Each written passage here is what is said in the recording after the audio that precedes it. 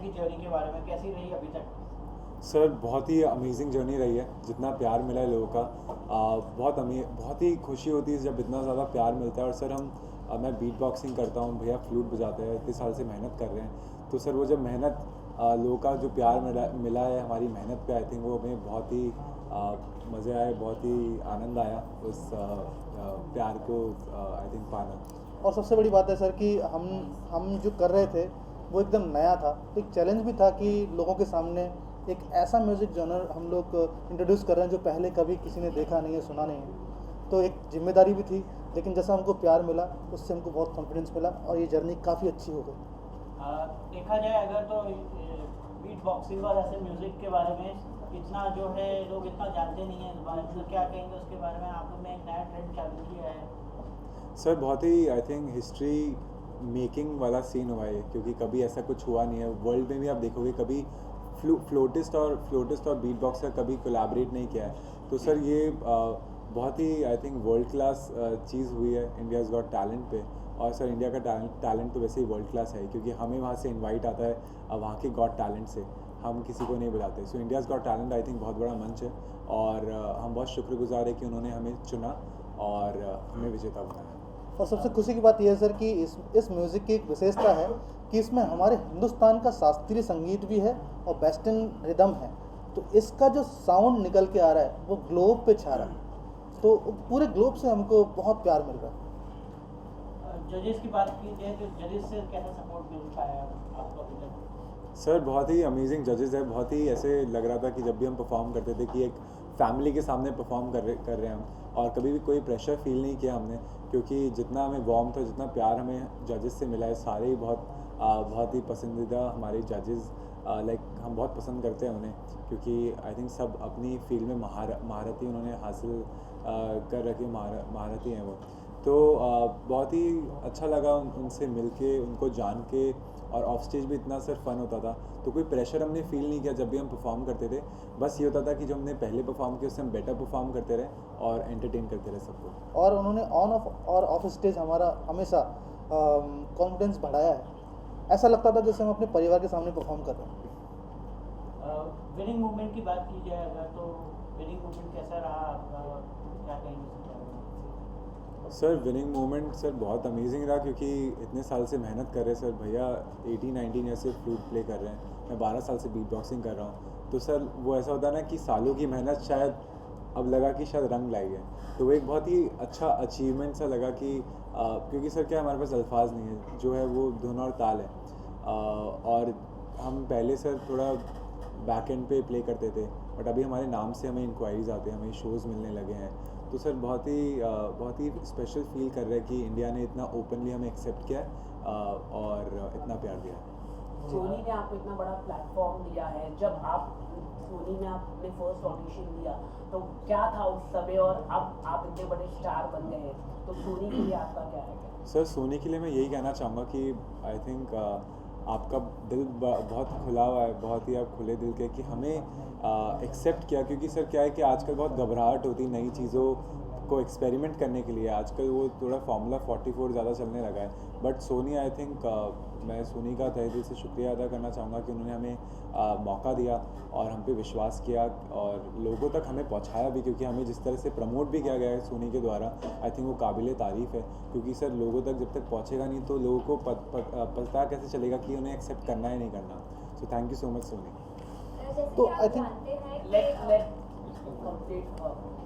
तो I think ये Indian history में, इंडियन रियलिटी शो की हिस्ट्री में पहली बार ऐसा हुआ है कि ऐसा कोई म्यूज़िक जॉनर इंट्रोड्यूस हुआ है।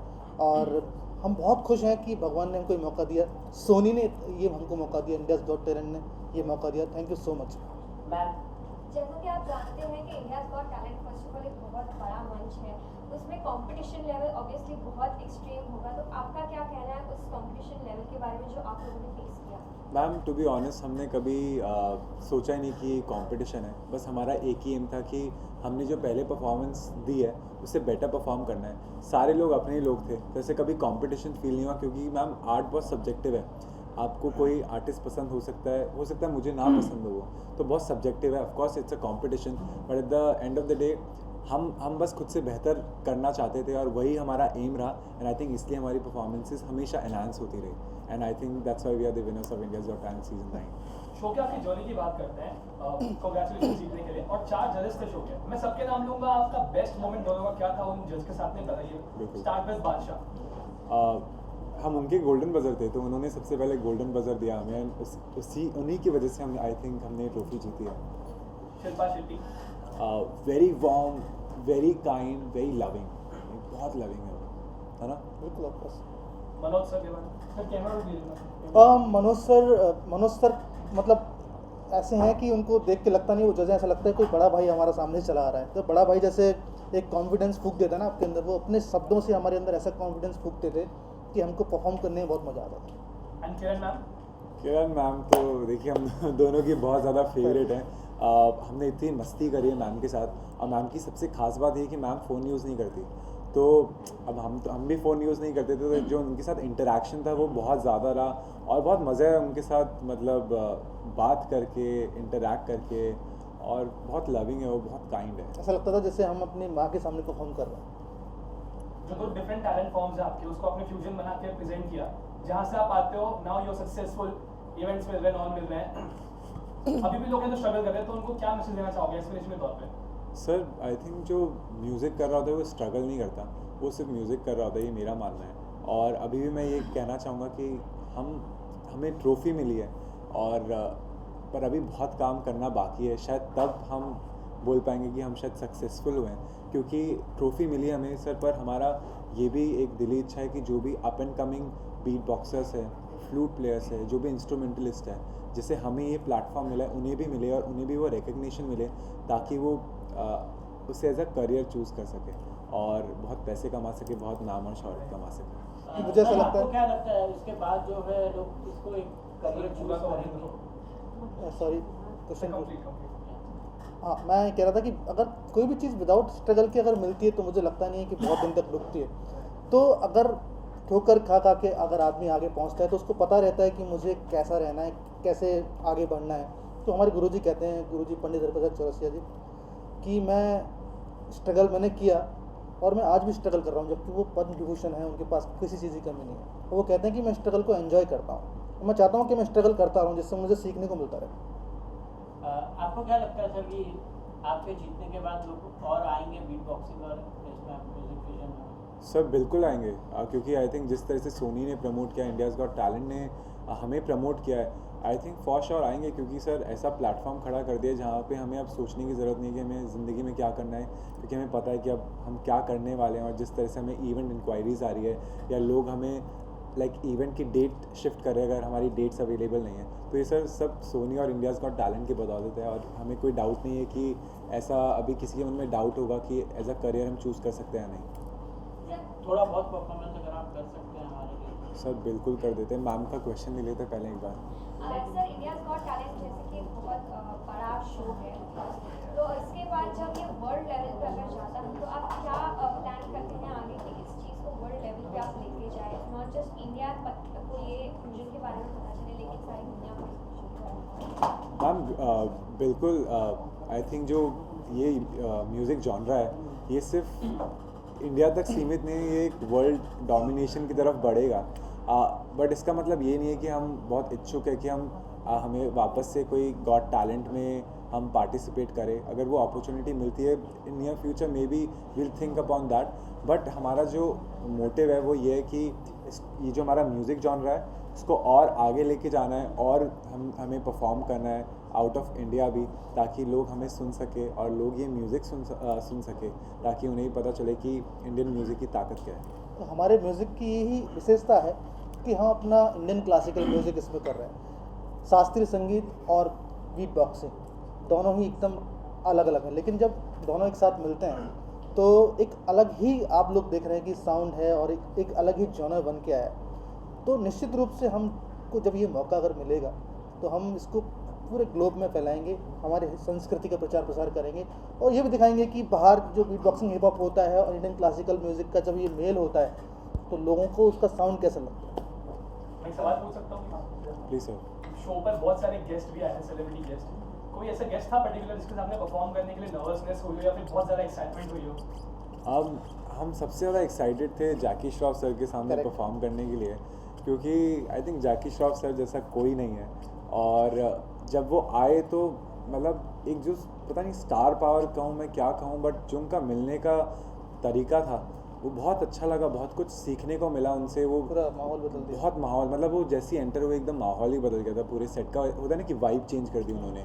और बहुत ज़्यादा मज़ा आया उनके साथ, उनके सामने परफॉर्म करने के लिए। हमें लग रहा था कि हम साथ में ही परफॉर्म कर रहे हैं, क्योंकि वो हमारे साथ ही नाच रहे थे, झूम रहे थे, एंड हम उनके रिएक्शंस देख रहे थे क्योंकि हम परफॉर्म कर रहे थे वहाँ पे। तो आई थिंक हम बहुत ज़्यादा एक्साइटेड थे। दूसरा ये उस परफॉर्मेंस में ही गुरुजी पंडित रविप्रसाद चौरसिया जी का एक मैसेज भी आया था। उन्होंने 2 फ्लूट भेजी थी, एक मेरे लिए और एक जैकी श्रॉफ दादा के लिए, कि ये मैं गिफ्ट कर रहा हूँ, आज इसको बजाइए, आई होप कि आप बहुत अच्छा बजाएं। तो एक ये भी जिम्मेदारी भी आ गई थी कि अब इस परफॉर्मेंस में तो और भी थोड़ा जम के बजाना पड़ेगा, क्योंकि गुरुजी देख रहे हैं सामने से।